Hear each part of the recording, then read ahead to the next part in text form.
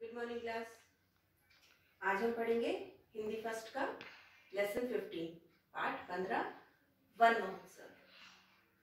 अब तक आपने जो पाठ पढ़े हैं वो सब कहानियों के रूप में थे, पर ये एक वार्तालाप है। वार्तालाप मतलब एक आपस में होने वाला संवाद, बातचीत। जैसे हम किसी से बात करते हैं तो क्या बात करते हैं और वो हमारी बात का क्या जवाब देता है, उसको हम अपने वाक्यों में लिखें तो वो होता है संवाद या बातचीत या वार्तालाप। तो ये जो पाठ है ये वार्तालाप विधा पर आधारित है।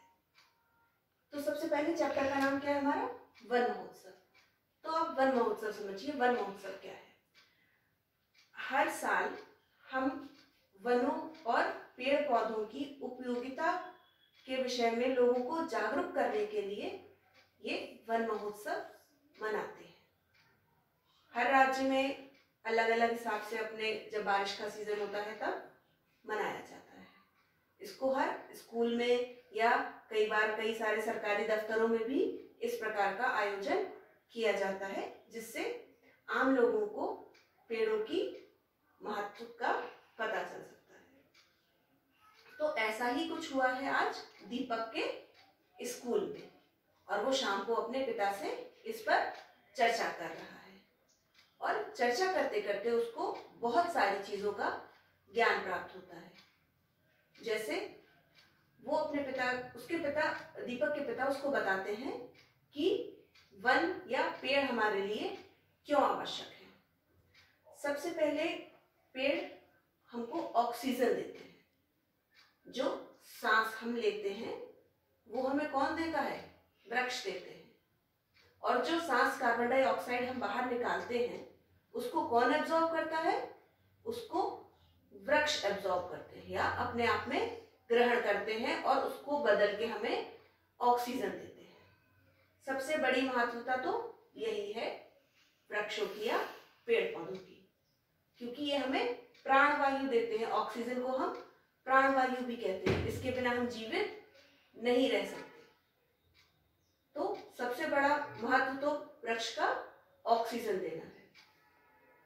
उसके बाद आता है वृक्ष बाढ़ को रोकता है।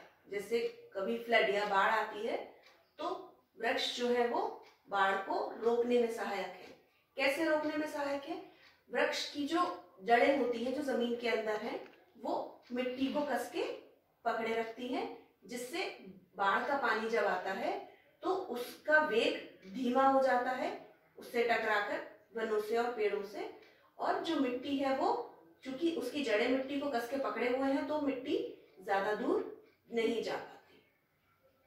इससे हमारा सॉइल इरोजन, यानी कि जो मिट्टी, अच्छी मिट्टी, जो ऊपर की मिट्टी का अच्छा भाग है, वो कई बार बाढ़ में बह जाता है, लेकिन वृक्ष उस अच्छे हिस्से को भी रोकता है, साथ साथ पानी के वेग को भी कम करता है। तो वृक्ष हमें बाढ़ से रोकने में भी, बाढ़ रोकने में भी सहायक होते हैं। तीसरी चीज है वृक्ष वर्षा लाने में भी सहायक है। वृक्ष जो है वो बादलों को आकर्षित करते हैं, जिससे वर्षा होती है। वर्षा भी हमारे जीवन में बहुत उपयोगी है। बिना पानी के कैसे रहेंगे हम? जल ही जीवन है, ये आपको पता है। जल ही जीवन है और पूरे विश्व में जल का स्तर नीचे होता चला जा रहा है।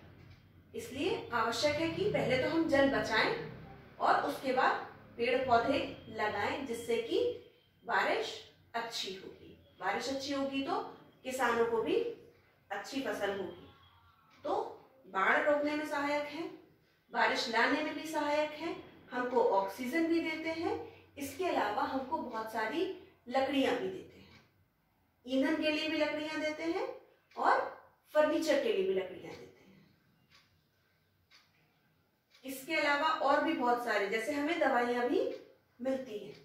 पेड़ पौधों से जो जड़ी बूटियां होती हैं उनसे औषधियां बनाई जाती हैं। ये सब औषधियां बीमारी में किसी मरीज के काम आती हैं। इसलिए वन हमारे जीवन में बहुत उपयोगी है। और इनकी उपयोगिता दीपक को कब समझ में आई?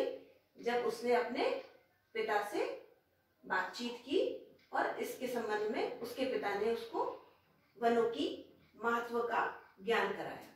इससे उसने सीखा और प्रण लिया। और आप सबको भी सीखना चाहिए कि हम वृक्ष लगाएंगे, ना कि लगाएंगे, बल्कि हम उनकी देखभाल भी करेंगे। जितने ज्यादा वृक्ष लगाएंगे उतना ही वातावरण शुद्ध होगा, क्योंकि ये जो मोटर गाड़ियों की आवाज आप सुन रहे हैं ये सब धुआं देती है। जितनी भी कार हैं, मोटरसाइकिल हैं, ये फैक्ट्रियां हैं, सबसे दूषित वायु दूषित करते हैं। ये सब धुआं निकालते हैं, प्रदूषण फैलाते हैं। इनको भी कौन साफ करता है? पेड़ पौधे साफ करते हैं। इसलिए पेड़ पौधे वातावरण को भी शुद्ध करते हैं, हमको ऑक्सीजन भी देते हैं, कार्बन डाइऑक्साइड एब्जॉर्ब करते हैं। इतना सारी महत्व है उनका हमारे जीवन में, पेड़ पौधों का। यही ज्ञान कराता है हमको हमारा ये पाठ वन महोत्सव। और इसको पढ़ने, सीखने और समझने के बाद हमको भी कोशिश करनी चाहिए कि हम कम से कम साल में 2 वृक्ष लगाएं। सिर्फ लगाएं नहीं, बल्कि उनकी देखभाल भी करें। Thank you.